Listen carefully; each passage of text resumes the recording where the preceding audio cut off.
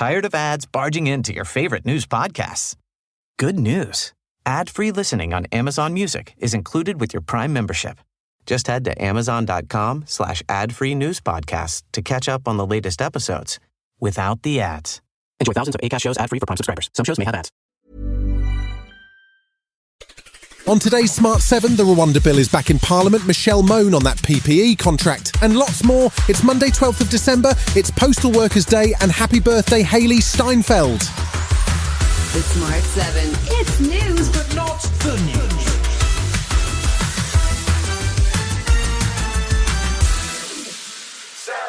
PM Rishi Sunak's latest Rwanda bill will be making its way through Parliament on Tuesday, and it's already been causing plenty of rifts amongst the Tories. It was drafted in response to last month's Supreme Court ruling, which found the policy of sending asylum seekers to Rwanda unlawful. The new Safety of Rwanda bill seeks to reverse the findings by legally declaring Rwanda a safe country for asylum seekers. But it doesn't override international law, and former Immigration Minister Robert Jenrick quit last week, claiming it doesn't go far enough. He says mass immigration is damaging integration. It's an obvious observation that 1 million people coming into our country every year is immensely challenging to successfully integrate. For example, with the marches, where I saw some people who simply did not share British values. Meanwhile, Labour's Liz Kendall seems convinced the bill will pass. They're not going to lose. I think he will get through quite comfortably on this, because why would a Tory MP signal such a lack of confidence in their Prime Minister? They don't want an election because they're worried they'll lose their seat. Russian President Vladimir Putin announced his 2024 presidential campaign run on Friday. He's already the longest-serving Russian leader since Stalin and will have spent 20 years in the role by the time voters take to the polls next March. He says he has no choice but to run again, and speaking in the Kremlin on Sunday, he promised more combat against the West. People are hunted down and killed in the streets there. It's been shown all over the world. They are not just morons, but also neo-Nazis, obviously. They are ready for anything, ready to cooperate with anyone, just to harm Russia. Meanwhile, Ukrainian President Zelensky visited Argentina this weekend to witness the swearing-in of the country's new president, Javier Milei. The trip is part of a strategy to muster support for Ukraine amongst Latin American countries, and Zelensky's wife Olena says it's important for the world to keep focused on Ukraine.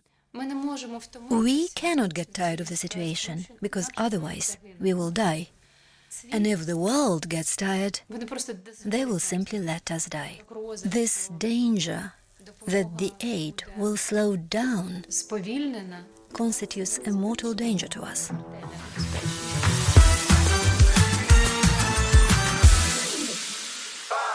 2 months on since the Israel-Hamas war began, the US vetoed a ceasefire resolution in the UN Security Council on Friday. The resolution, which called for an immediate humanitarian ceasefire in Gaza and the safe release of all hostages, received 13 votes in favour, with the US voting against and the UK abstaining. A US spokesperson explained that they support a two-state solution, but felt the resolution was too rushed and an immediate ceasefire would only plant the seeds for future war. Senior advisor to the Israeli Prime Minister Mark Regev thanked US President Biden for the move. We thank the United States for its veto. The United Nations, unfortunately, has a built-in anti-Israel majority. And we thank President Biden for the diplomatic support. Without that, a very bad resolution would have been passed. Tory peer Michelle Mone has spoken out for the first time about her links with a PPE company awarded huge government contracts during the pandemic in a YouTube documentary posted on Sunday. PPE MedPro is being sued for over £100 million by the UK government, who alleged that surgical gowns it supplied were unfit for purpose. The company had already come under fire when it emerged Michelle Mone had lobbied ministers to award it lucrative government COVID contracts. Meanwhile, an investigation found over £65 million of company profits were directed to accounts benefiting Michelle and her husband, Douglas Barrowman. But in the new documentary, which was funded by PPE MedPro, Michelle says ministers were always aware of her ties to the company, and Housing Secretary Michael Gove says ministers aren't to blame for what happened. Ministers did not take individual decisions about who should receive contracts during the pandemic. So the suggestion that somehow ministers were seeking deliberately to do favours or line the pockets of other individuals, I think is totally unjustified. Still to come on the Smart 7, Man City put their losing streak to bed and Adele's honoured in Hollywood. Right after this. Tired of ads interrupting your favorite show?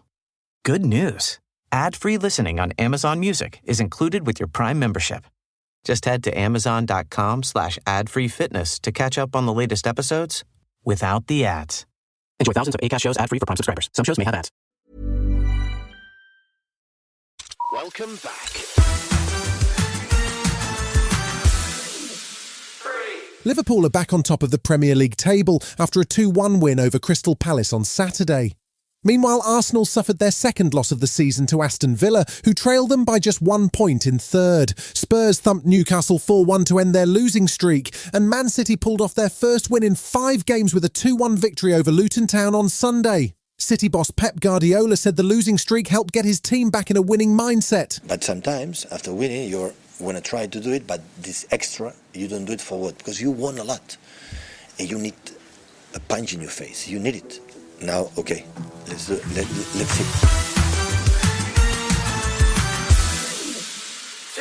The red carpet was rolled out in Beverly Hills as celebrities from across the world flew in to attend the Hollywood Reporter's Women in Entertainment Gala. Ariana DeBose, Kerry Washington and Helen Mirren were all in attendance for the awards, which recognise women who've made strides across the entertainment industry in the last year. British singer-songwriter Adele was honoured with the Sherry Lansing Leadership Award, which recognises trailblazers and philanthropists in the industry. She talked about her experience of becoming a mother at the height of her success. Right at the height of 21, I fell pregnant. And to many that would be, and it was, considered career suicide. However, it was there and then that I chose to reject the scarcity of success and the idea that you have to be constantly relevant to be successful. And that perhaps, just maybe, I could be a hit both on and off the stage. And you'll never guess what? I got away with